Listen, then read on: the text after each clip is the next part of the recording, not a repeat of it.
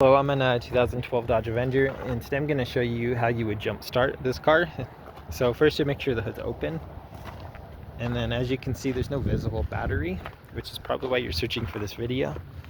But over on this side, with your jumper cables, you would connect your positive to this, and then your neutral ground to this.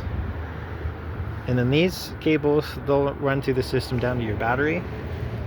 So your positive here, your negative here, and then similarly on the car or jump box you're jumping from. You never want to cross backwards because could break your computer systems and electronics. And then as far as where the battery actually is, it's up under the bumper here in front of this driver tire. Sorry for the glare, but yeah, if you pull that black panel off here, you'll see a battery kind of mounted up in place. So kind of a pain to replace if needed. But as far as the jump start, fortunately they have those ports up right there under the hood you can get to.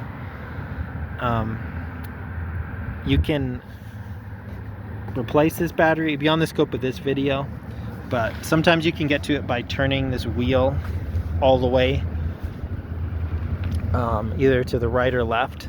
So it's usually give you just enough space to slide the battery in and out, but you would pop all these tabs out to remove this weather cover, and then with the wheel turned all the way, usually that gives you enough space to get the battery out.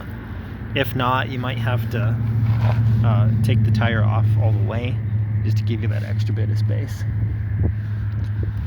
And then same thing for that, just check all your terminals are clean and whatnot. No use replacing the battery if it's not needed. But I hope this was helpful, and wish you the best.